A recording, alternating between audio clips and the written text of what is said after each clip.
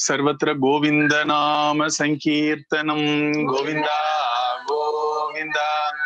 सद्गुरु महाराज की जय। कलगे सुंदराकारं सदैक प्रिय दर्शनम अज्ञाननाशकं देवं सद्गुरुं मुरलीधरम् मुरलीमण्डितकरकमलं मुनिजनमोहनं व्यत्यस्तपादं वनमालाधारिणं प्रेम भक्त मंडल नित्य कीर्तितं प्रेमिकवरदम् आश्रयेऽहम्।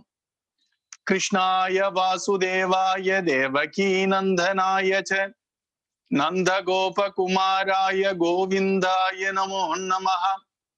कृष्णाय वासुदेवाय हरये परमात्मने प्रणतक्लेशनाशाय गोविन्दाय नमो नमः।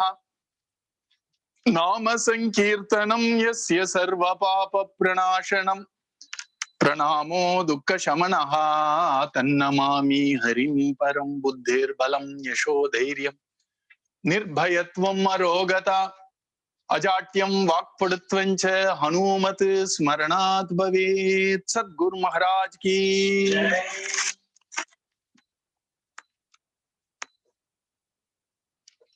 With the immense grace of our beloved Guru Maharaj,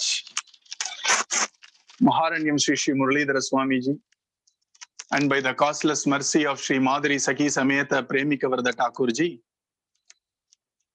and as ordained by our beloved master, we are exploring some topics on the weekends, not as something which is authoritative. It is not from Shastras we are exploring.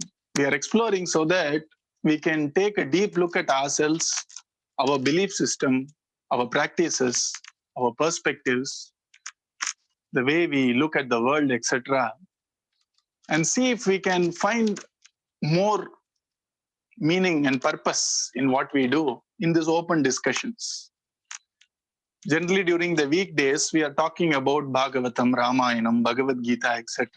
Those are all from a third pramana called Apta Vakyam or Shabda Pramanam, which means we can't question much there. But here in the weekends, we are trying to take a deep look at ourselves, how we relate to the world, our understanding of something which is transcendental, which is divinity, etc. And we are trying to do a little bit of reflection so that we can get more clarity in this enigma of life. And that's the beauty of our Guru Maharaj, where I know there are rarely very few masters who allow such open questioning, discussion, no holds barred. And we are fortunate to be in one such satsang, where our Guru Maharaj encourages an open discussion so that we are very clear and we don't embrace something because we have been just told to, but we have a little understanding to the best of our lights, and hence we have more vigor, we have more depth and intensity in that spiritual life which we have chosen to treat by the grace of our master. Many masters were like that, and many masters are like that. But when I say many, it is, you can count it with your fingers. And we are very fortunate to be living along with such a great master who has openly discussed these things.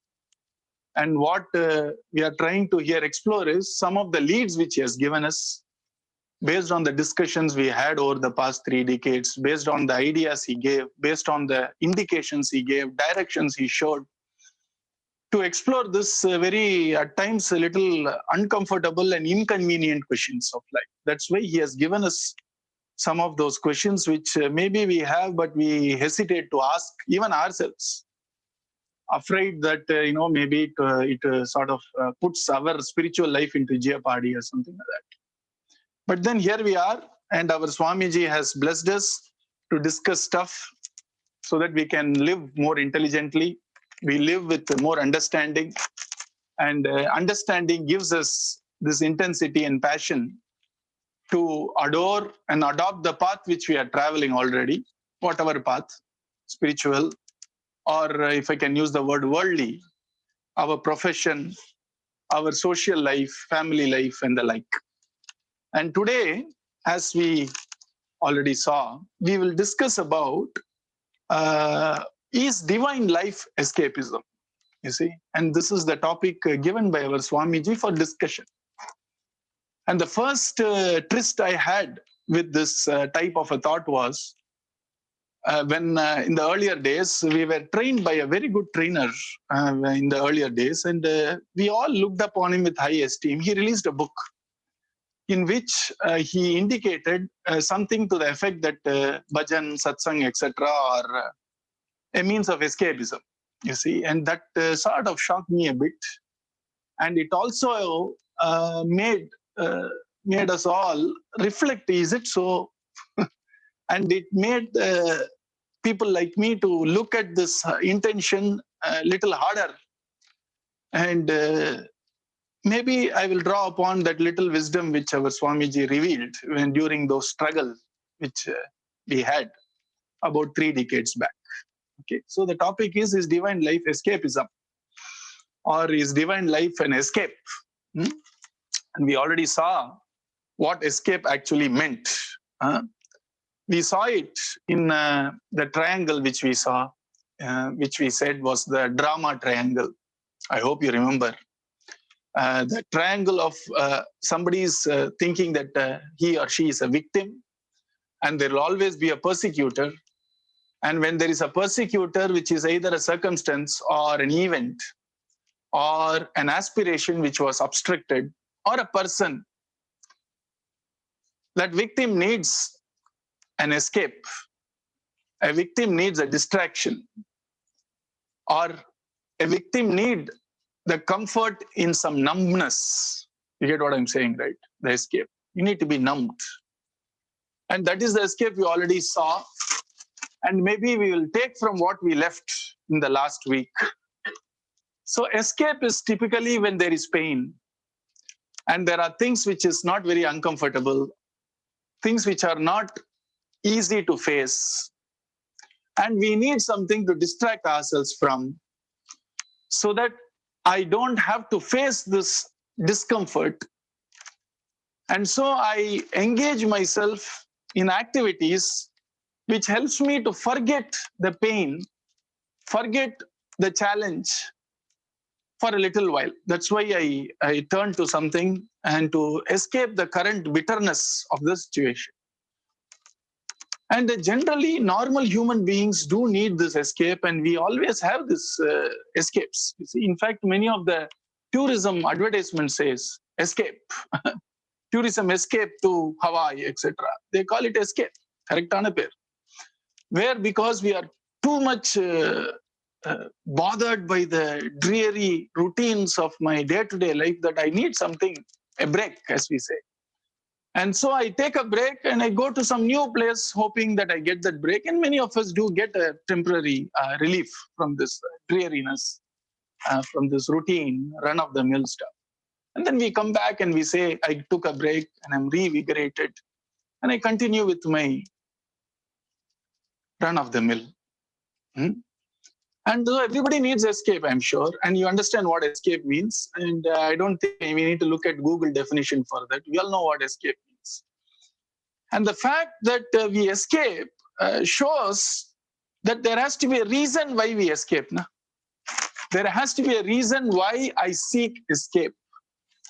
Obviously, when things are going my way, or when I am what I label as in a very positive state of or frame of mind, I don't need any escape. In fact, I pray let it continue forever, isn't it?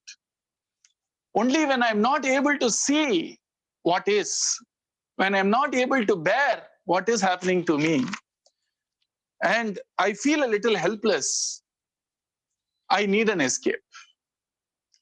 And escapes are benign, no problem about it. When it is a break, it's a temporary sort of a break for us so that we can get back our energy. Remember the 3 things in our disposal for us to lead our life responsibly and with passion. The passion, weekend passion. The first one is time, energy, and attention.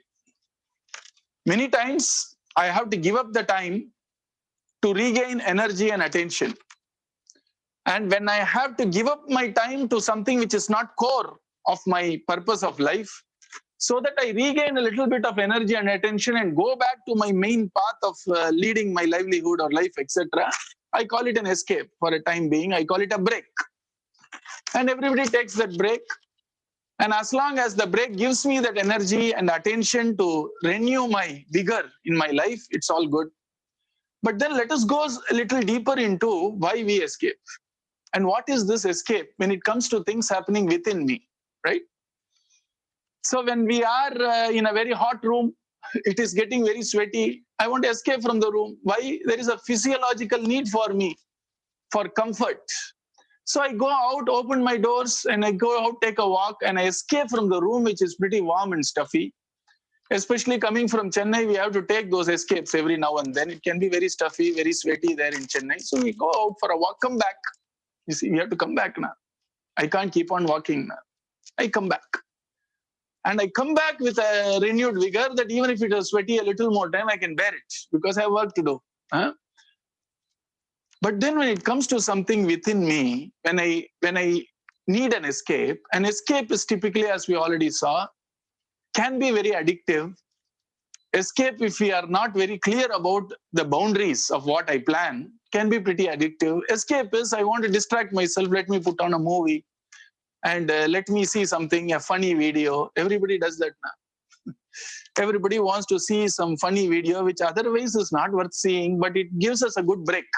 We see some funny episodes and then we get a little renovated comeback. So why do we actually escape? Is because the scene I see is not very comfortable. Can I use the word disease? It is not a state of comfort for me. I feel a little out of comfort. So I need something to take my mind away from that which is not giving me comfort for the time being. So I escape, isn't it? And I escape by all these diversions I have, distractions I have, which is maybe watching something which is totally unrelated, taking a break, walk, etc.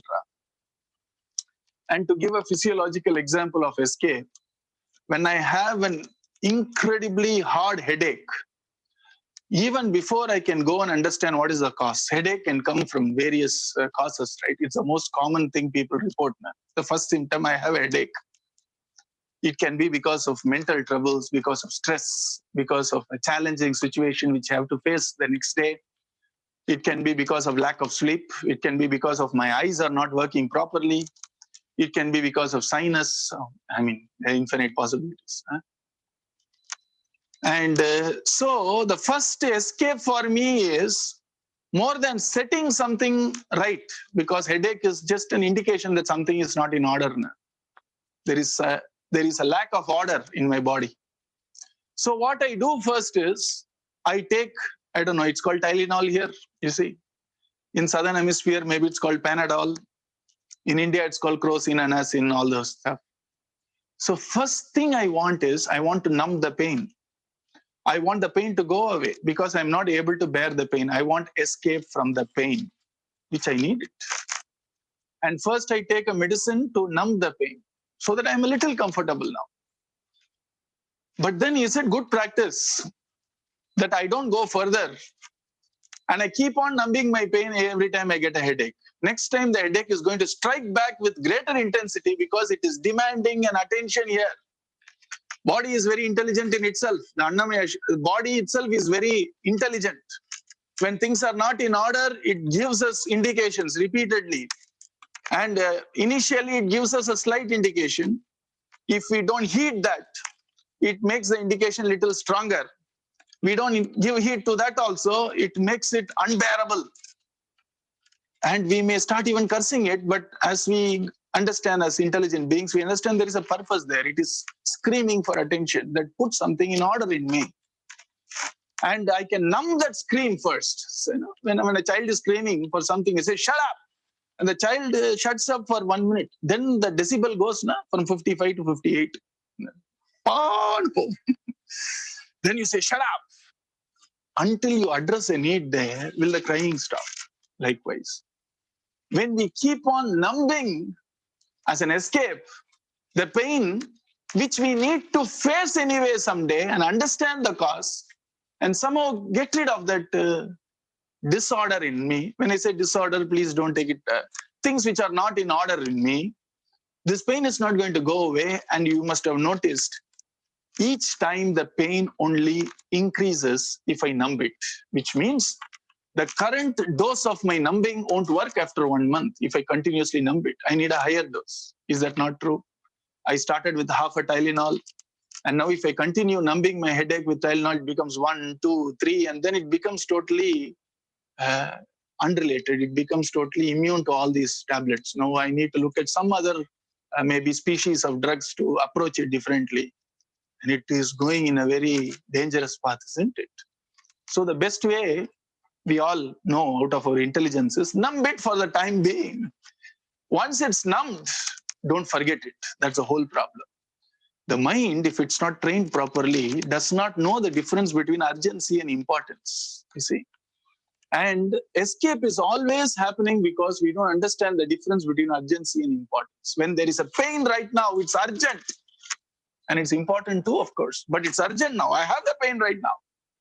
And then I take some painkillers. That's what it's called, painkillers. And it numbs the pain. And once the pain goes, still I have an important task now to understand that I only numbed the pain. I have not solved the cause of this pain. And because the urgency is not there, even though it's very important, because body already screamed once and I have not paid attention properly, I merely stifled the cries of the body. Now I don't feel the urgency. And so, though it is important, the mind is busy with some other, maybe less important, but something which appears very urgent to me, which means it demands immediate action. That's what is urgency. That which adds value to me on the long run is what we call important. That which is aligned to purpose is important. That which demands my attention right now, right, is urgent. For example, when I have a mobile in my hand, suddenly a flash comes saying there is a mail from somebody. What do you think we need to do right now is what the person is asking. That may be something which is not important to me or that fellow or anybody in this world. But then there is an urgency because there is a question asked. At times we tend to actually be drawn by that urgency rather than asking the question, is this important for me to address right now? Or am I already addressing something important and is this a distraction? You see? Likewise, let's take the body again. Our Swamiji says, when somebody said about a Mahatma, the beauty with our Swamiji is whenever you ask him a question, before he gives his opinion or his experience, opinion, matam means truth, you see. In English, opinion and truth can be different, but the word matam in Sanskritam means that is my experience, that's my opinion, that's what Mahatma say, which means it's the truth. So when we ask a question, generally Mahatma refer to another Mahatma for answer and then slowly add their swapadesha. They also add their thoughts about it. That's the beauty of any Mahatma. It's called pramana. That is the humility of Mahatmas. So once when we were asking about miracles, siddhis and all that, our Swamiji immediately said, you know, Yogi Ram Surat Kumar was once asked about this and he said, why do you look at all the other miracles? The greatest miracle is your body itself is a miracle. Your life is a miracle. This universe is a miracle. Can't you enjoy this day-to-day miracles rather than trying to seek some out of the world rare occurrences of miracles? You see, just because it's day-to-day doesn't make it any less. So the greatest miracle is the body. And our Swamiji gave a very wonderful lesson from the body about karma yoga. Whenever we have need for water in the body, we get this tendency or need called thirst, pipasa, thirst. The moment you drink the water, even before the water goes to all these cells and replenish the water balance in the body, this need for water in form of thirst is immediately quenched, isn't it? He says body is teaching us karma yoga. When you have a need and you're very clear you have done your best in direction of whatever my experience was in fulfilling the need, be happy then and there. And it will take time to settle. So don't wait for your mind to be at peace until you want to see the result, which is sometime in future. Once you do the right action which addresses a need, learn from the body to actually feel I have done it and then go to the next. and don't dwell on it and feel happy then and there. See, likewise, the body is a miracle. So it is now screaming, your eyes are not okay. Go to an eye doctor, ophthalmologist, or whatever, and then check your eyes. There is something not okay. Because whenever you read, you have a headache. Whenever you watch something in your iPad, you have a headache. Go. That's what the body is demanding. It is being very clear in its demand, you see. And it relies on our basic intelligence to do the very simple next step. But then we are super intelligent at times, right? So what we do is we stifle the cry of the need, hoping we solve the problem when we merely manage to silence a symptom. The cause is not addressed yet. Noi nadi, noi mudal nadi, says na Thiruvalluvar. Unless we address the cause, the symptom is going to come back. And remember the story I told about this boy on the roadside, and a car passed by, and it was a flashy new Jaguar. I think the color was red. It is still red. He took out a stone and broke the back shield of that car. And the guy who bought the car, brand new car, came running down. He was about to shout when he saw it was a small child crying, eyes red and shivering. And then he looked around. There was a little elder girl out there, and she was lying down with bleed wounds in her face. And then the boy shouted, please help my sister. He threw the stone down, caught hold of the person's feet and said, please help my sister. That person said, is this the way to ask for help? He says, I don't know any other way. I cried, I waved, I shouted, I screamed. I pelted a small pebble. Nobody cared. And for me to grab your attention, I had to throw a stone. I had to injure your car so that a vital function, which is life of a person, which is far more important than a back shield of a car, right? So for me to bring your attention to a vital function, I needed to do something damaging. And maybe that's what the body is trying to do. By first giving us a slight headache, we ignore it. And then it becomes a mild headache, we ignore it. It becomes a real headache, and then we fret over it. And when the headache comes back, I stifle it with a painkiller, I numb it, and it goes off because I have to. It goes off. Body respects some universal laws. And then after 3 days, it again resurfaces with a little more intensity to grab our attention. And now I have to add another pill to that, 2 pills of Tylenol. It goes on until I address the cause. I can't be at ease. So any dis-ease is an alarm system of the body to tell us something is not right. Put it in order. Until I put it in order, this dis-ease is going to continue. That's why it's called dis-ease. And when we have a dis-ease, we know 2 things, obviously. One, it needs my attention. I need to give it my undivided attention, which means the more the dis-ease is, the more undivided my attention should be to solve this problem, right? And the second thing is, when I feel dis-ease, the beauty of nature or the God's creation is, intuitively I know I can come out of this disease. That's why I seek a solution. Do I ever seek a solution to fly? No. Can I ever try? I need to fly. Do I ever trying to flap my hands here and there? I don't. Even though I see birds fly, I know that I can never fly in the current situation.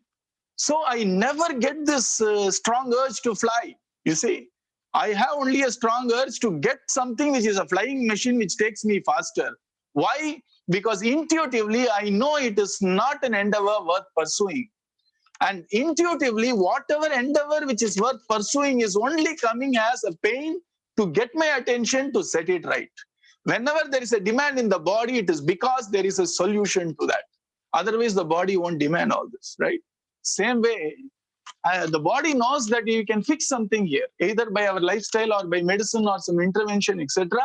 So the body is crying for help only when we can help it, most of the times. You see, there is a solution. Whether I have already found it or not yet found it is a different issue. There is a solution to all this. And so when the body cries this way, when I numb it, and then I continue doing what I think is important, the body has to come back with a deeper cry, with a stronger cry, until I go to a situation where numbing doesn't work. I brought the body to that situation. And now the doctor has to do a little more work on me. But then it can still be solved. Now, this is what it is, right? And this is the cause of escape. You see, that this is why I'm looking for a solution to get off from the disease, because intuitively I know I can be at ease. A disorder which gives me pain is pushing me to action because intuitively I know I can put things in order, right? So the pain I have in the body shows me I have to put things in order. I already gave you an example. When this ball and socket comes out, why is there tremendous excruciating pain? It is saying, drop every other stuff and take care of me. Don't continue playing now. Stop and put me in order. Because without that, I won't stop screaming. Because it's a vital function. If I continue ignoring this, then it can go to a stage where it can never be repaired, or repairing would cost a fortune, whatever. So the body tells me, stop everything else. I know your last 3 points are very important, but stop. Put this back in order. And it screams and gives dis-ease. It says something is in order, put it in place. I can do one thing. I can just put an injection, numb it, and continue playing, you see. If I do that, it's an equivalent of escape. Because I have a disorder, I have a disease. And instead of trying to understand what the disease is, instead of trying to stay with the disease and understand the disease better, I immediately want some solution to get rid of at least the outer layer of the disease, which could be pain, which could be boredom, which could be mental, disorderliness, you see. So the first thing is, I'm not even looking at the disease properly. I'm not even understanding the problem at all before I jump to the solution. You see, most of us who have some little corporate training and the Six Sigma methodology, you know what is the most important step in solving a problem? Defining a problem.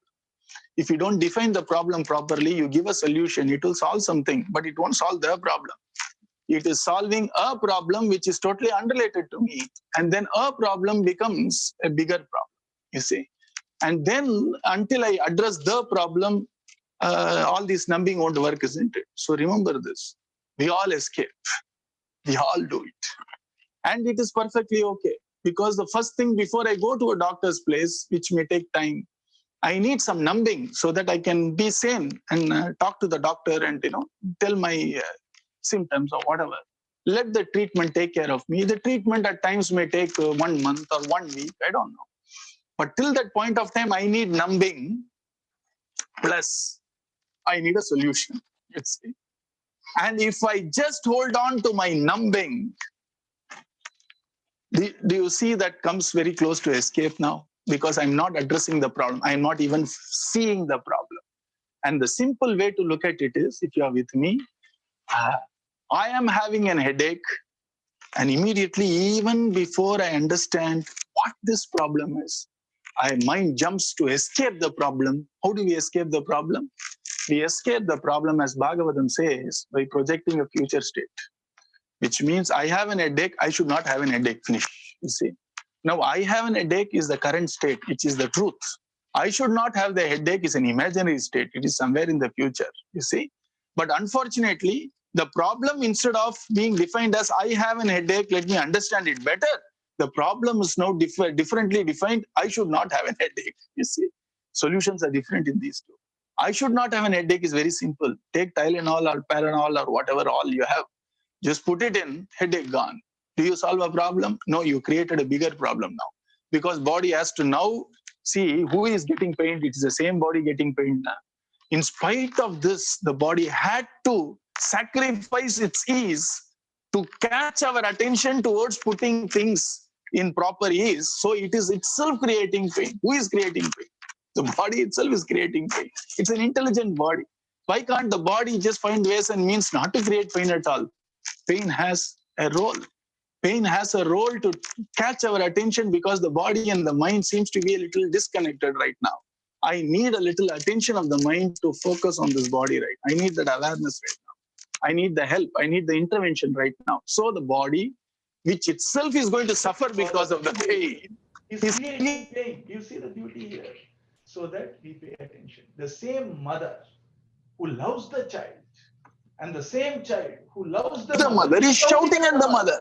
Why? Because it's a pain to both, na? Because it has something, a need which is not met by normal means. So it has to raise its voice. It has to find ways and means to grab the attention of the mother to get the problem solved. And the mother need to stifle the child. Okay, can say, please don't cry. Tell me what you want. It's a better idea than to give a pacifier. 1 year, 2 years, you can give pacifiers. You see, when will you stop giving pacifiers to the child called the body?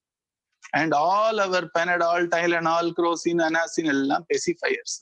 We are not addressing the problem. You see, now the child, instead of crying because there is a pacifier, has to break things to get our attention. And that is why escape means, obviously, the escape is because I don't like what I see. That's why I want to escape. I don't like what I experience. That's why I want to escape. Whether it is an external stuffy room or it is my own reflection in a mirror, not bodily, no, metaphorically. I look at myself, I'm not very happy with what I am. And so I want to escape. How do I get that escape? You name it. Whatever are the problems we have with our children, with ourselves, all that are escapes. Have you seen that? Why do you want recognition of so many people in Facebook and Instagram? Why do you want to show your worth to other people? Because you want to escape. I don't like what I see. At least I hope somebody likes what I see. You see. So I go around trying to get the recognition of people. I bend backwards to gain the acceptance, leading a life which is more directed towards what will others think of me. Because if I like what I see, should I really bother about how others see me? Of course, there are social conventions, all that are very paltry. You see, that's a small thing. And people who are all self-secure follow social conventions out of compassion, not out of compulsion. You see, they don't do it because otherwise, what will people think of me? Really? And so, escape is the name. I have to have a name. I want people to recognize my name. Fame. I want people to feel very. I need to feel very revered by people. Why? I don't like what I see. And I wish the reverence and respect I get from others possibly compensates for the lack of my own self-respect because I don't like what I see. Is this sounding a little brutal? Is it true? We need to think about it. If it is not as brutal as I said, it is okay. But then have you taken a good look as to why I want escape? What are those escapes? The first casualty of escape is always divine life. I'll come to that also. We'll do that. We have 2 days to explore, right? Minimum 2 days to explore. And Swamiji has already given me 4 more topics, by the way. I don't know when I need to book my return ticket now. So here, escape, please think about it. When we say we are all, GOD, right? So when we say no name, no fame, no personal interest, only God, you see what it really means? It means the moment we seek these 3, we are not solving the problem of life properly. If it's only the name I seek, a fame I seek, and I want to manipulate people to get my ends met or something like that, possessions. What is that I'm trying to do with my life? What is that I'm escaping? What is the mask I'm wearing in form of name, fame, and all these possessions I have? What do I want to show to these people?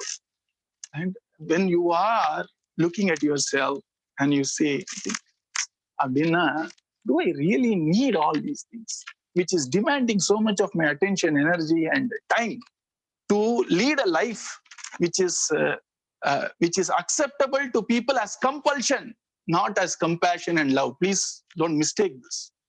Mahatmas lead a life which is acceptable to the society, not out of compulsion.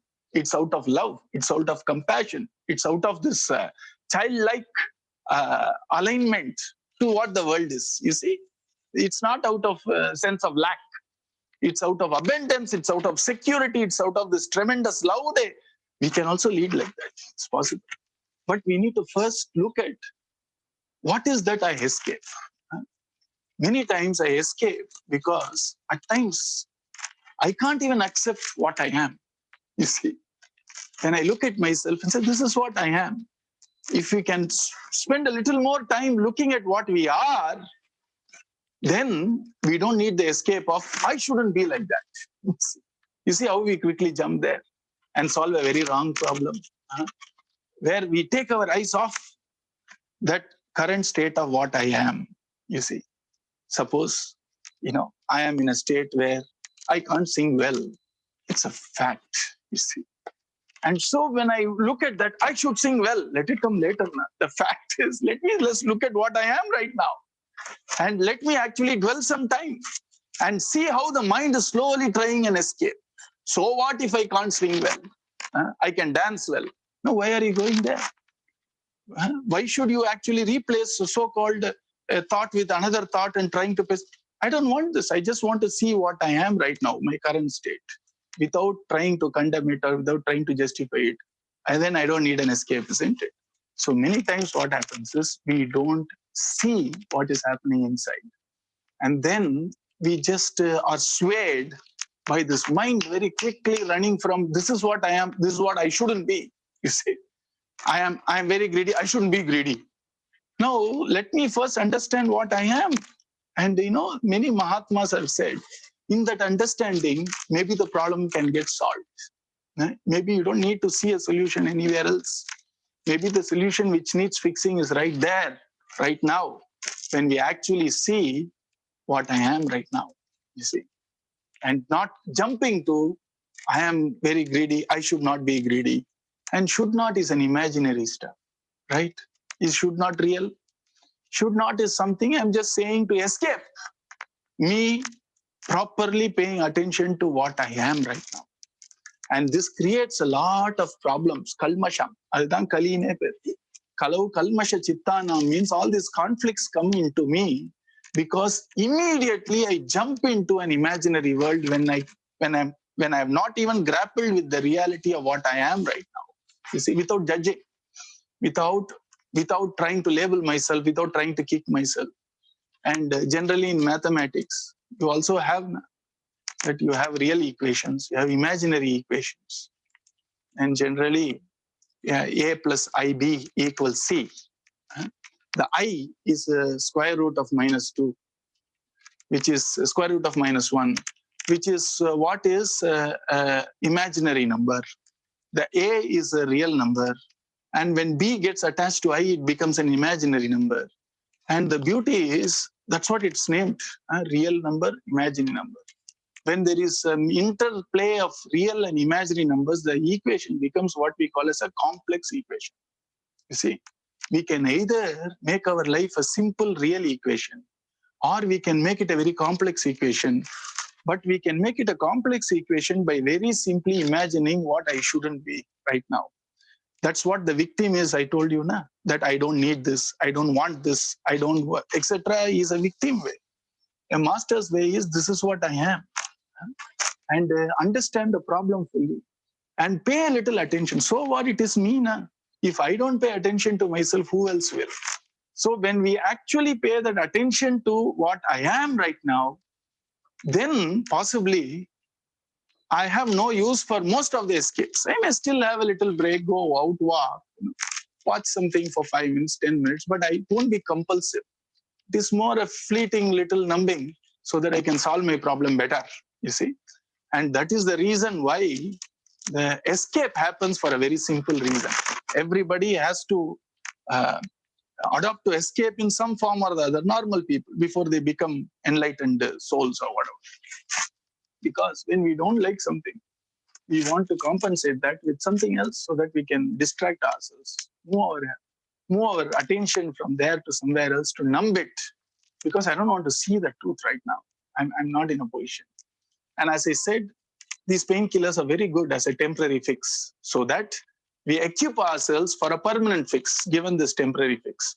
If the temporary fix or jugaad, as they call in India, jugaad becomes a solution, it's a big problem, isn't it? Temporary fix can never be a permanent solution. When temporary fix is resorted to again and again and again, since the problem is not solved, it leads to compulsive addiction. That's the reason why we are addicted to games or binge watching or shopping or whatever, gambling, all those things which we call kali, the four things. Because we escape. But if we don't escape and then hold on to what is happening right now, let me see who I am. Let me see the end of it, understand it better. Then mind becomes our friend. An article just came in Namadwaar. I'm sure most of you are pretty much online with what Namadwaar articles are being published. Or Swamiji gave a very beautiful quip for meditation. It is going to come in the Tamil Madhura Murali, and it will come in Namadwaar. It has already come in Namadwaar, I believe, in English, where he said, when you sit down to meditate, don't immediately jump into meditation. Take a little time, 5-10 minutes, don't do anything at all, chup chop, sit down, see what the thoughts are, understand where these thoughts are coming from, understand the intent behind these thoughts, and don't try to label it, don't try to just watch it, observe it, because it's our own. Like, won't we feel very happy observing our children play? Won't we feel happy observing our children play, even if they are not playing well? A good parent would want to just enjoy that. Not out of social pressure that my son has to win, and then you are not observing. You see, you are already nudging and all that stuff. But if you have love for a child, would you not observe the child playing? At times when the child is playing, he stumbles, falls down, part of the game. You observe all that. And if the child is asking for help, you go and help that person also. So like that, can't we observe our own thoughts, which are like our children only? Na? So when you keep observing it, our Swamiji very beautifully says, these thoughts will slowly point out to the intentions which is sponsoring the thoughts. You see, there are people who are mischief mongers, but then they are not the end of the chain. Na? There are people who sponsor these mischief mongers. We in India know that very well. You see, all these mischief mongers are already sponsored by somebody else. So until I trace this mischief to the sponsor, I can't solve this problem. Because if I think he is the problem, then they will find some other ways to monger the mischief, you see. And that, like that, when we observe, without, running and escaping, I should not be like that. Why are the thoughts like that? All that, forget it. My children, let me see. When I observe, slowly our Swamiji says, the thoughts will lead to what is the nature of these thoughts, how these thoughts are emanating, what is that which sponsors the thought, and slowly we go deeper and deeper in our own understanding of what we are, you see. And then he says, if we can somehow understand and pay attention to these thoughts, etc., then the mind itself becomes our friend in trying to help us understand, or rather observe what we are better. If we are trying to actually numb those thoughts or trying to discard those thoughts by saying, no, this is not right, this is right, now the thoughts will also not reveal fully. Why? Because you are not interested in listening. Now. Suppose a child is starting a story. The child is a good example. And your mother tells the child, tell me Krishna story. And the child starts by saying, this Krishna, who is the brother of Rama, Balarama. Okay, why should I tell? You are not even listening to me. You see? Then the child won't tell the story. It will look at your mouth. And the mother will already be mumbling the story. Rama, Balarama. And then Balarama was born in Gokula. Balarama was born in Gokula. Mother is very happy. You see? But then you never heard the child's story at all. So that is the reason why our Swamiji says, when you are sitting down, first spend some time to understand what is running in me. Because we saw last week that the thoughts are the source for our destiny. It is how critical they are. Quality of thoughts determine the quality of my destiny. And so we need to spend some time to understand what is happening. I can't shut my eyes. Suppose I run a plant, a factory. I don't know what you do. Just send good parts, nothing will happen. You see, you won't see the reports, that's all.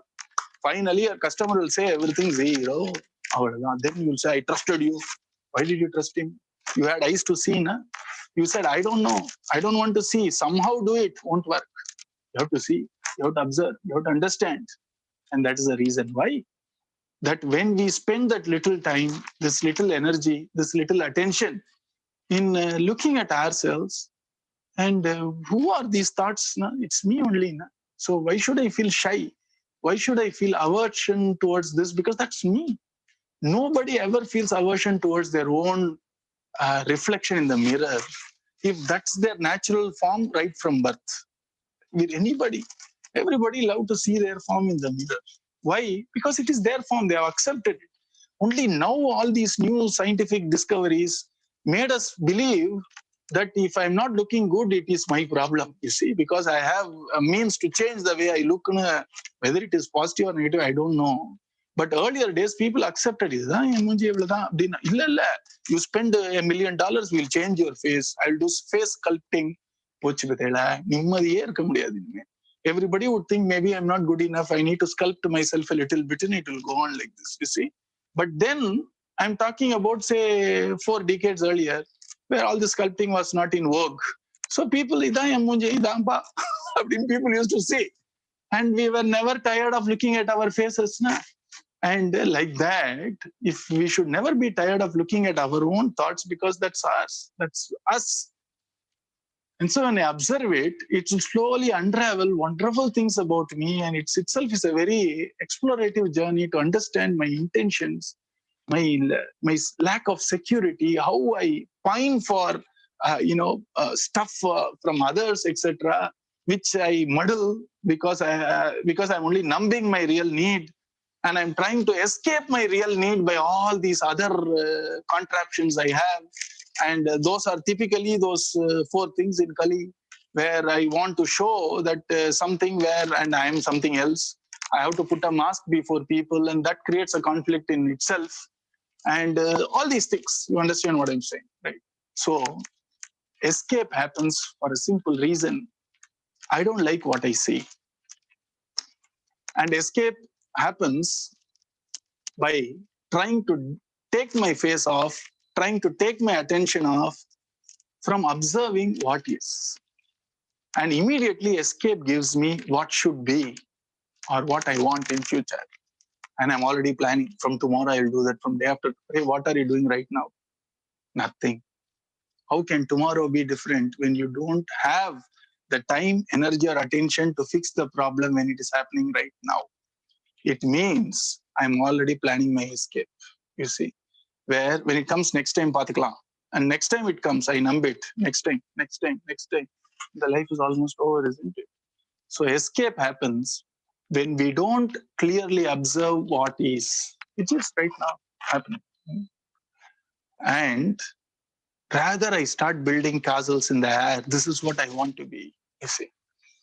And that is not a very healthy thing to do when you can do something right now, not doing it and telling I will do it after 5 years, 10 years. And that's when people tell me, I'm sure, sir, it will take a lot of time, isn't it? It's not easy. No, you're right.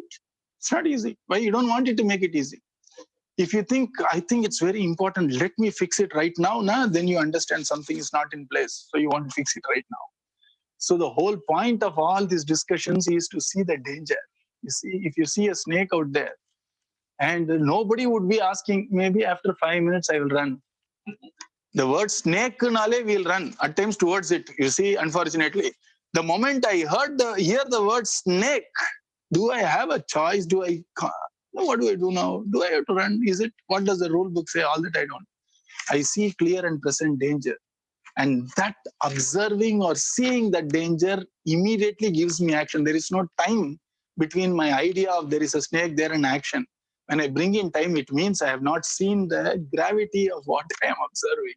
It means I don't understand the implication, you see. And so I believe in numbing it. So if I don't say, come on, you must be joking. No, really there is a snake. So I'm numbing it now. I'm trying to another number, you see. And then I try to find ways and means, to try to wish it away, be in denial and all that stuff. So escape happens for 2 reasons. Number 1, intuitively, I know there is this state of well-being which I can aspire for because it is intuitively possible. Otherwise, I don't even seek. For example, if I want to see what is beyond the door, I don't aspire for it because intuitively I know I don't need it, neither can I do it. What I can is intuitively, constantly being reinforced in me. And I aspire only for things which I intuitively know that I can. So I know that I can be in the state of ease. I can be in the state of calm. I can be in the state of, can I use the word well-being? In spite of what happens around me, I can be. And hence that triggers a small, that's the intention is perfect. The intuition is perfect. But then my problem statement becomes a little different here. I should not have an headache becomes, which means I am capable of being in the state of not having a headache, which is orderliness or which is ease.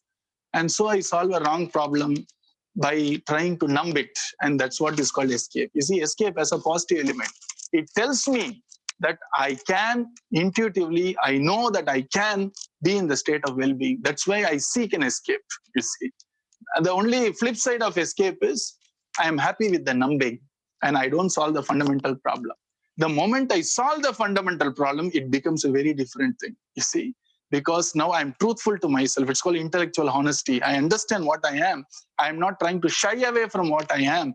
And then I go deeper into what I am. I'm ready to understand, accept, embrace what I am, understand the problem fully, see the problem fully, and then let us see how to get out of the problem. First step first, isn't it? So that is why escape becomes a problem. Escape has a very positive stuff there. And when you say escape, obviously you remember one thing. What is it? It is prison, isn't it? Everybody wants to escape from prison. That's prison. The great escape, Nali, immediately it becomes prison, right?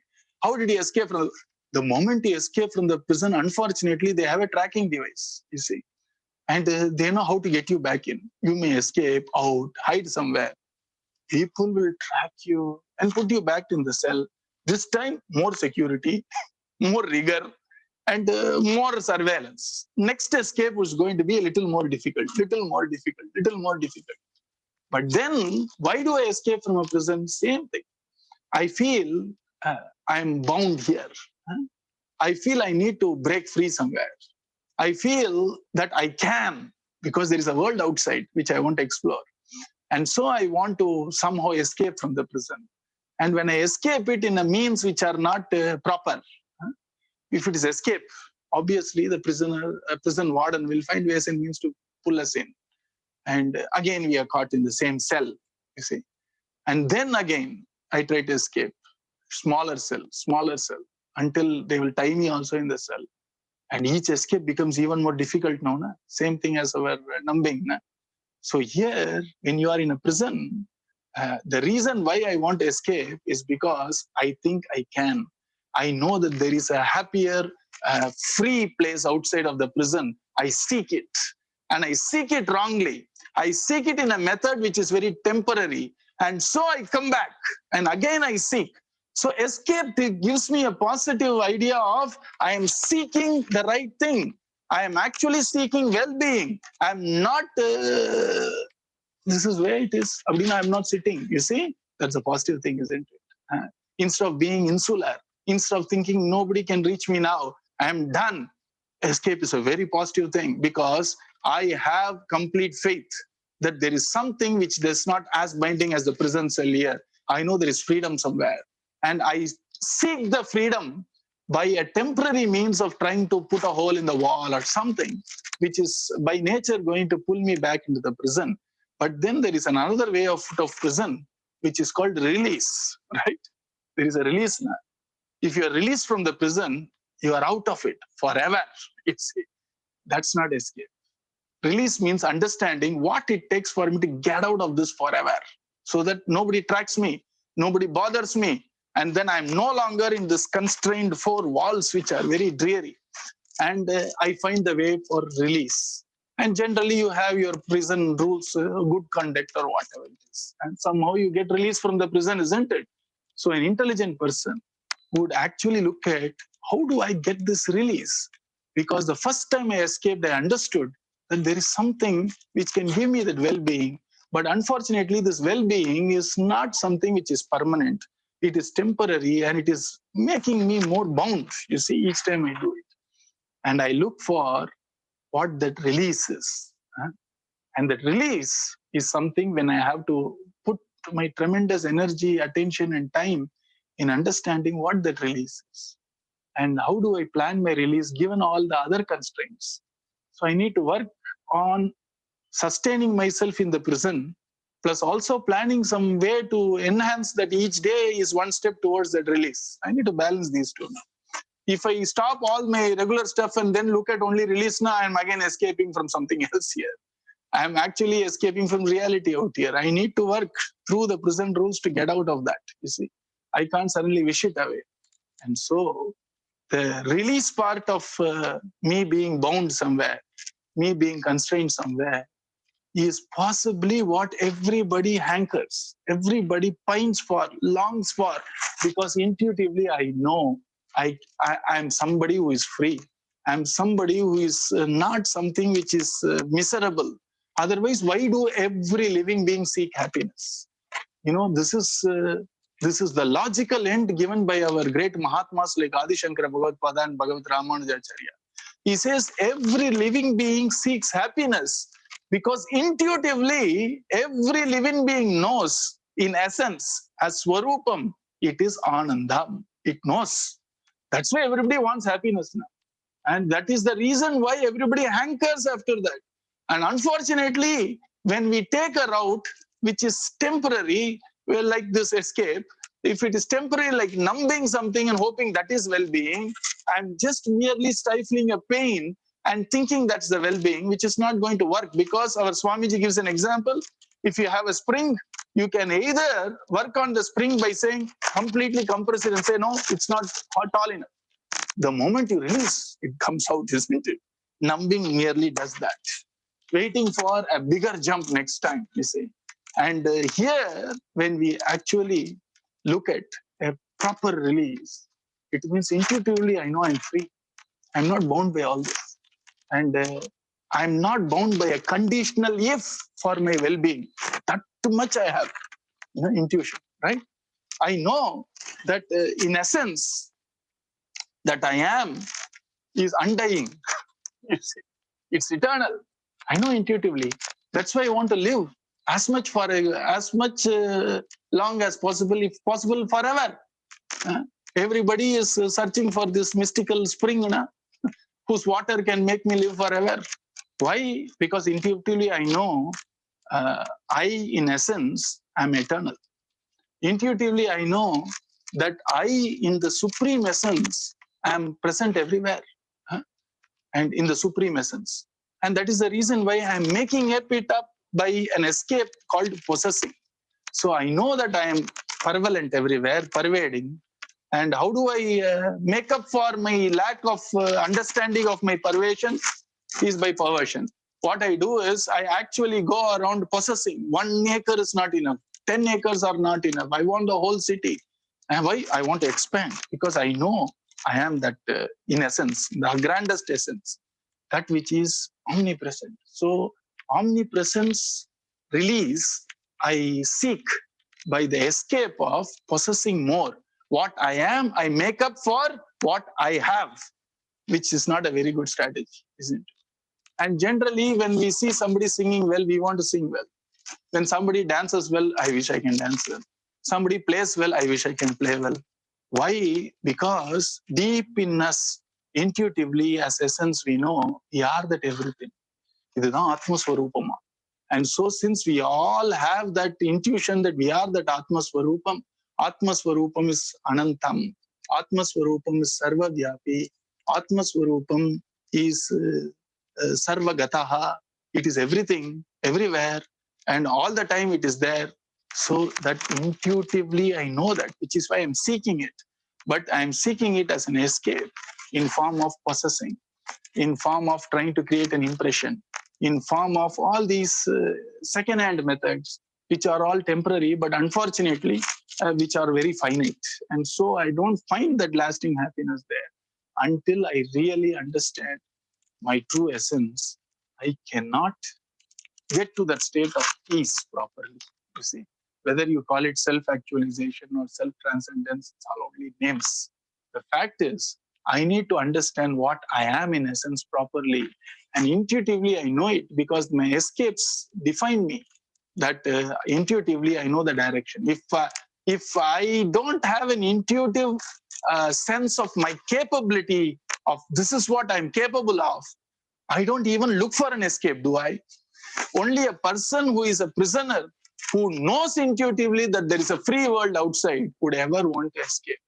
If that person thinks this is the world, why should that person ever escape? Because that person has nothing else to escape to. But all of us, whether you are a self-professed atheist or a theist or a monist or whatever is, we all know intuitively, I'm not shackled by all this. My well-being is not a conditional if I achieve my dreams, then I'll be happy, is something which I self-imposed on myself. All that I know intuitively. That's why we seek escapes.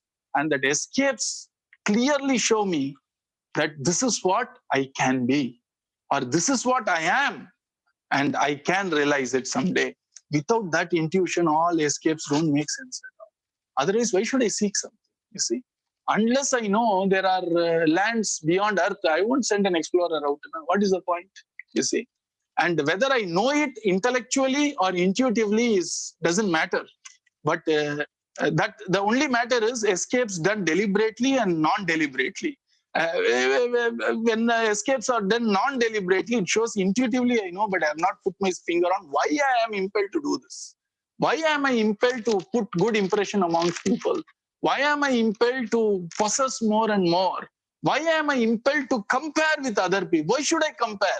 I compare because I know there is a common ground which touches all of us. And that common ground is the ground of consciousness. I know that intuitively. And because escape, the way I escape that need of finding that oneness is by comparison. You see, trying to match up, trying to say, who are you, who am I, am I better, are you better? The very fact that I am comparing is, obviously they say in English, you don't compare apples and oranges. You compare apples with apples, which means I know there is a common ground, whether you call it consciousness or divinity, or I don't know all that. Right? That's only names. There is a common ground. That's why I compare. That's why I compete. That's why I feel jealous. All this are so-called immoral stuff. Nah? It doesn't matter. It's an escape. Once you understand that, the label, let it fall down. We understand that which drives all these even banal instincts is something very grand. And when we pay that attention, which is the way of release for me, I look at what is, and then you understand slowly. You see, and then you have two strategies, which we'll talk about tomorrow. What we do about it is tomorrow. But today, let us look at what escape is and how much we all escape actually. Then we'll think about what divine life is, and we'll define it tomorrow. And we'll see what divine life is, and is it escapism or not, and all we'll discuss tomorrow. But right now, don't we all have escape strategies for everything? You see, and that escape strategy may be a small break, or it can be something very big. But all of us have, at some point of time, or most of us, I can't speak for all, we look for escapes as a temporary numbing or a temporary rejuvenator, whichever name we call it, but it's temporary. And I need it again. I need it again. If I truly love what I do I need a break? Do I need when I say break, of course, physiologically I need rest. That's not what I'm calling as a break. I'm talking about the mental break, where I want to run out, I want an escape, I want a break mentally. I don't. And obviously, what I see is not what I like. And it is not what I prefer it to be. And so I want to escape. And instead of trying to solve a problem by paying a little more attention, little more energy, a little more time in it, what happens is I immediately look for some quick solutions, I guess, which actually possibly diverts me more from understanding the problem, or from understanding the dis-ease which is bothering me right now. And if I can understand that better, if I can observe that better, there is a better chance that I may solve the right problem. You see? And since we talked about prayers last weekend, it means I can shape my prayers better. Which means instead of me being diverted by some vague need, I can actually face my real need. You see? those prayers are immediately answered. See? So instead of running away, if we can face, this is what, let me face it. That gives us tremendous strength of understanding. And many times people say we imagine far bigger than what things actually are. That's our capability. We imagine things a lot. We project things a lot. And for us to slowly get to reality, a little more attention and energy spent in looking at what is will go along. Our Swami Vivekananda had this aha moment, he says in one of his lectures. He was in Varanasi, Kashi. And Kashi is a place where our Tulsidas Goswami completed our Tulsi Ramayanam. And Hanumanji, there is a Hanumanji Ghat where Tulsidas ji actually had the Sakshatkar also, after he went through all these things. And of course, Kashi has a lot of monkeys also. It won't be the cute little South Indian monkeys. These are all real. At times, they are real strong, real belligerent, and they can be real menacing if you don't know how to deal with them, like our thoughts, you see. And once our Vivekananda Swami was walking down the lanes of Kashi, and suddenly a group of monkeys started approaching him with a clear intention of pulling his turban. He had this long turban and it was very fancy, that little, like ringing a doorbell, it wants to pull it. And Swami Vivekananda, that whatever Leela he did, he started running away from the monkeys. And as he kept on running, the monkeys started following him. And he ran faster. Vivekananda, a fit person, you see. He ran faster. The monkey started pursuing. And one of the monkeys almost caught hold of his dhoti, was ready to pull. And he was about to turn a gully when two elderly persons sitting in the corner of the gully very nonchalantly said, "Don't run away from them. Face the brutes." You see, that's what he shouted in Hindi. And immediately, Swami Vivekananda felt it was his own guru speaking. So he said, "Come what may, I'm going to face." He stopped and turned and looked at the monkeys. And slowly monkeys, everybody, jaga and then it squimpered, it shouted at each other, Swami Vivekananda says, that was my guru teaching me in Kashi. That if you don't face the brutes and keep running away from them, escaping from them, it only becomes more and more bothersome. The moment we have a little courage, which may take a lot of courage actually initially, to stop and look back and face the brutes, at times it will solve the problem, you see. Because I clearly see where the problem is. And if you clearly see the problem in a fundamental level, it is almost immediately solved also. Only when we don't see the problem clearly, we tend to build layers.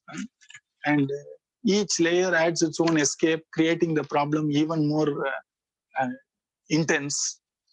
And so escape means I don't face the brutes. You see, face the brutes, which means I will sit down and I will face it. Let me see now, what is it? And instead of trying to say, I don't want to be sad, I don't want to be angry, I don't want to be whatever, negative, it's of no use saying I don't want to be negative. That's not the truth. Truth is I am negative. Whatever, I put a label, so I'm using the same label. And let me observe it first and understand what is this negativity all about. Take a little while. And whatever level we can go in, to that extent, the problem becomes simple. So we may not go up to the fundamental root level, all that. Maybe all of us may not have the energy to do that. Whatever little we do is going to help us to that extent. See? And depending on whether we go in the path of tremendous inquiry or surrender, our prayers can all be properly sculpted when I observe myself better. So instead of prayers which are constantly external, I also have prayers which truly make a difference to me in my inner world, which can actually make a big difference in my life. But until I observe this much, how can I even pray? Otherwise, I am praying for an escape now. And suppose Bhagavan or whoever the divinity is blesses us with that prayer, then will it solve the problem? I go back with another prayer, another prayer, another prayer, and it's all temporary again and again. I have not solved the problem yet. I have not still seen through it. And Bhagavan is patiently waiting, saying, see through this. Huh? And then ask me for the right thing. I'm ready. Ask the right question. Seek the right answer. I'm ready to give you that. You see. And that is the reason why we need to understand first what escape is, so that before we brand divine life as escape or not escape, which we'll talk about tomorrow, we need to understand what that escape is and how we have these escape mechanisms. The easiest escape mechanism is, I am so and so, I am having this so-called value in me. I don't want that value. I shouldn't be like that. Or anybody who has undergone such difficulties in our life will anyway have such a bitterness only. So who is now threatening me or you? I am trying to observe something. Why should I give an explanation? I have to give an explanation only when somebody threatens me. Na? When somebody says, Ram, why have you come with so much baggage? Then I have to explain. I have this baggage, I need it, etc. To myself, if I have to justify, then there is something wrong, is it? I am asking myself what is happening. If the mind comes back with an answer which is justifying it or condemning it, what is it making me look like? You see, I'm not a policeman here. I'm not a judge here. I want to be a coach here. I want to be an observer here. And if the mind is now tricking me to become a judge and a policeman, I won't be. You see, he said, it's okay, but first I want to see what it is. And many times when a child does the problem and the mother goes to see it, before that the child will start explaining, see, if this happened, that. I said, it's okay, I want to just see. No, first listen to me first. Then you can go in and see. Likewise, the mind is trying to distract us from paying attention to what is inside, which is calmly, this is what I am. So let me see who I am. You see, not what I should be. The waste, you see. What I should be, but first what I am. Don't escape with, this is not how I want to be. It's okay. Let me see what I am. And without any justification or without any explanation, rationalization, condemn, all that are escapes on the fundamental level. Unless we address that fundamental level of escape, we can't address the outer level of escapes. You see, it can be binge watching, or it can be have addiction, it can be smoking, or whatever, drinking, whatever it is. All that. Why is it called papam? You see, fundamentally speaking, papam yenna, it's an escape. It's not solving the problem. It is not taking you to the state of well-being. Avoid it, because each time you do it, it is carefully forging another chain in that shackle, which is going to bind us finally. And so here, why is it called papam? Papam because it's a distraction. It is something which is going to come back to us and make only our journey more difficult.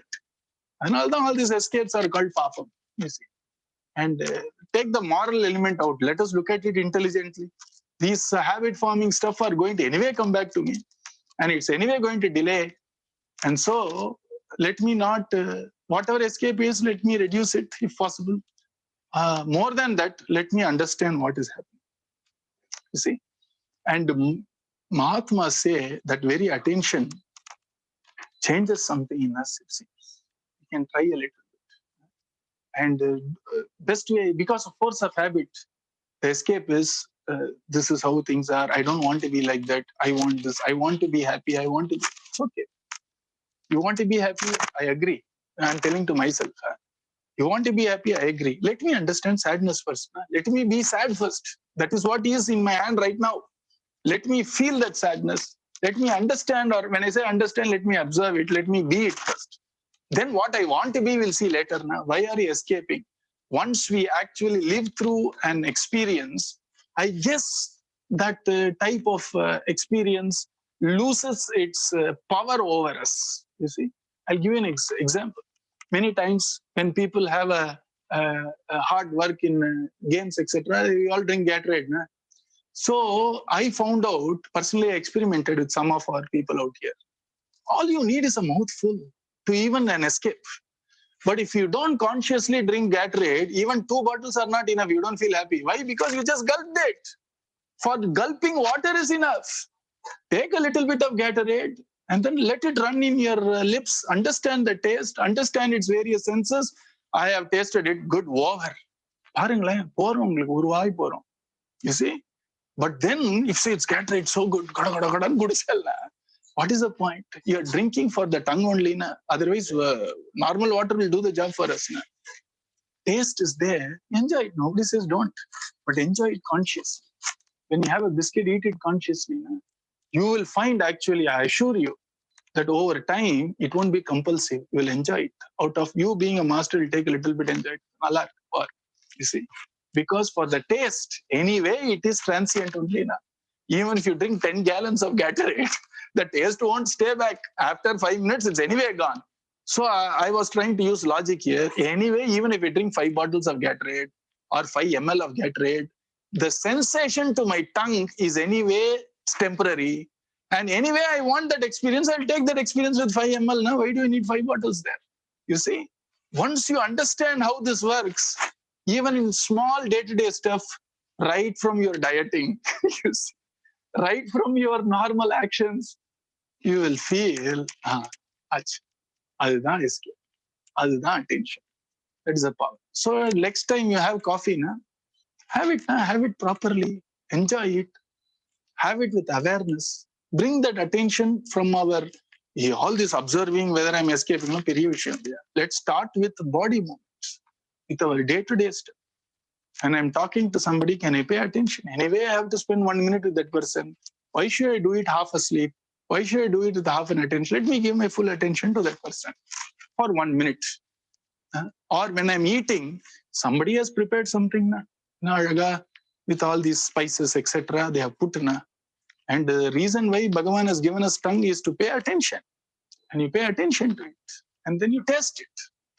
And understand how the taste is working. Feel a little, take a little time. Problem I don't see. Don't overdo, obviously. Try it.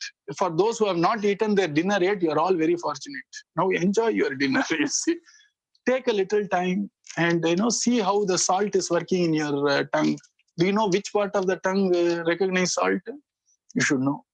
Which part of the tongue recognize sweet? You should know. It's not the same part. Find out. Then you become the master. Indriyavan. If we absently eat everything, absently sniff, they sniff into pores.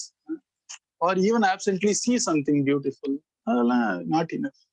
Observe it. See what is happening. Observe it. It's a joy in itself. Yeah. Otherwise, why should Bhagavan give so much of taste buds, etc.? So that you pay attention and we know. And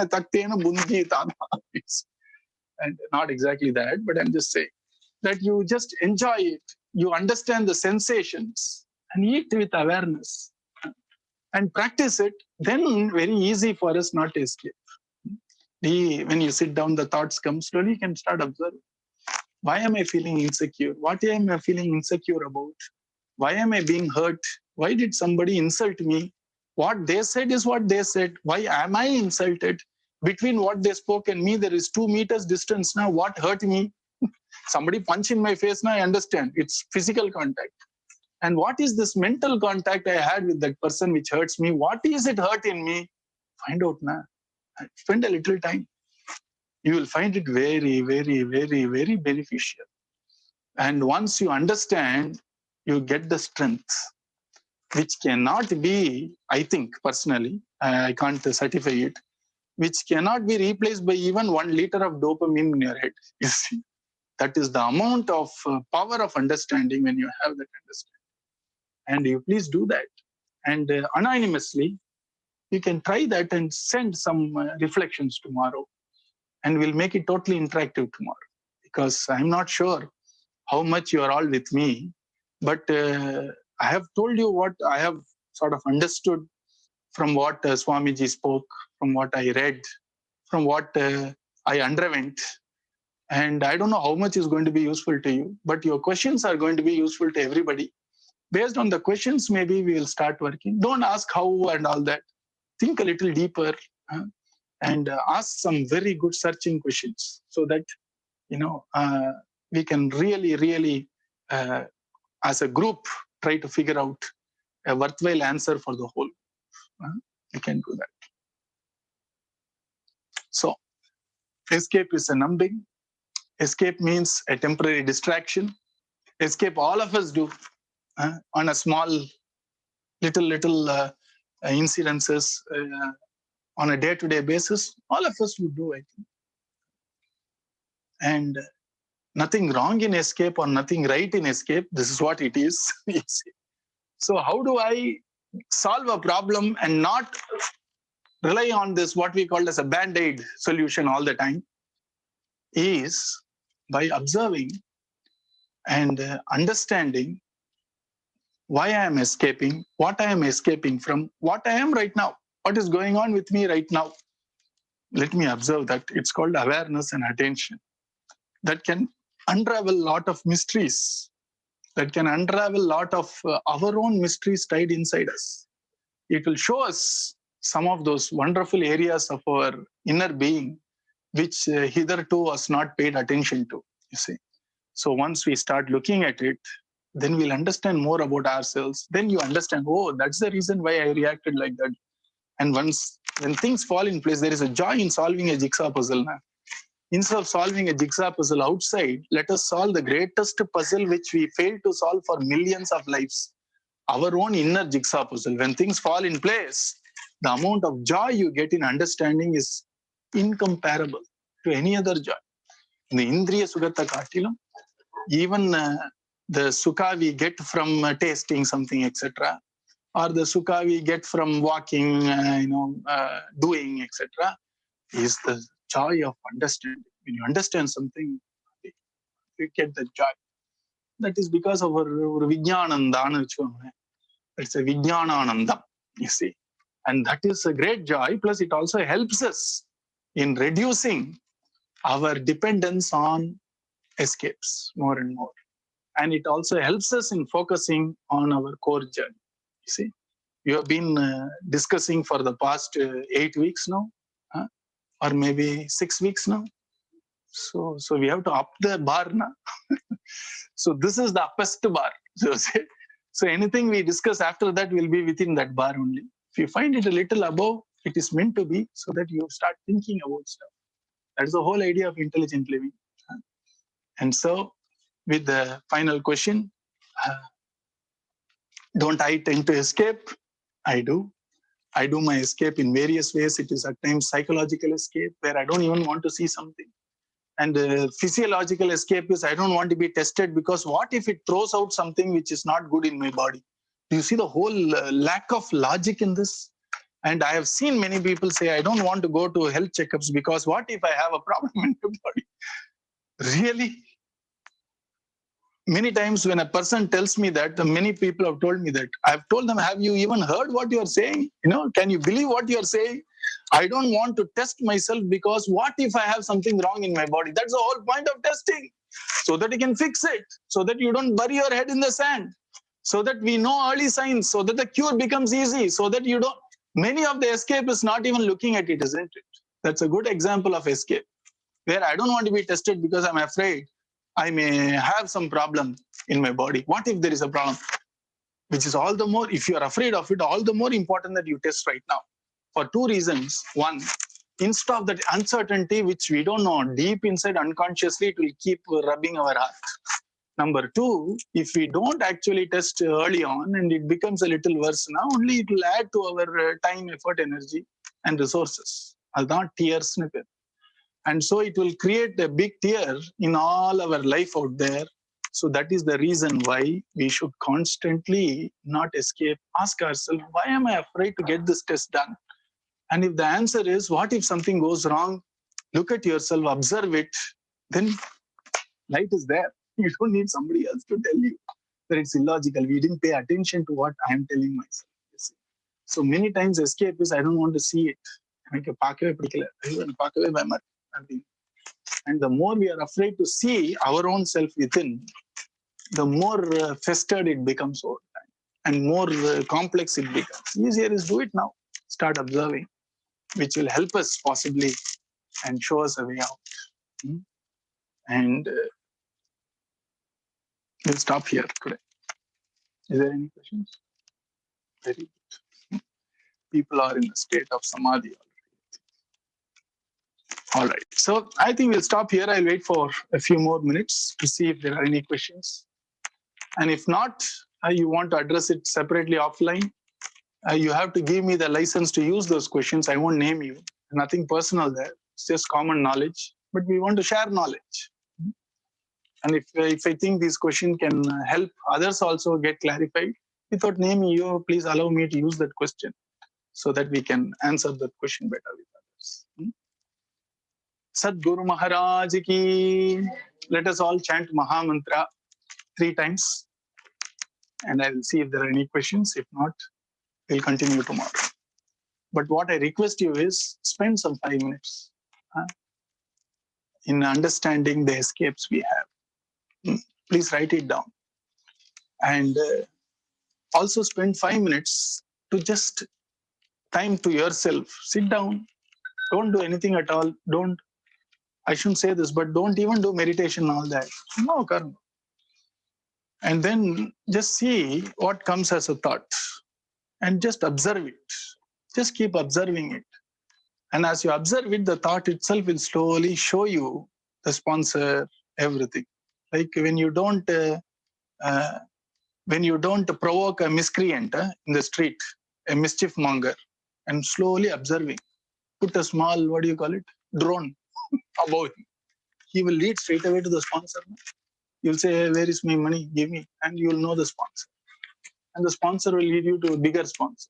Just by observation, not even by question. You don't even have to interrogate him. Kati pottalam adikalam vendam. You don't have to waterboard also. Smooth out. And when you observe, a lot of intelligence is gathered about ourselves. And we need to be having that intelligence about ourselves first. Only then we can understand the world better, because the world is nothing but our own coloring of what is. So unless we know what palette we have inside, we can't understand what is outside.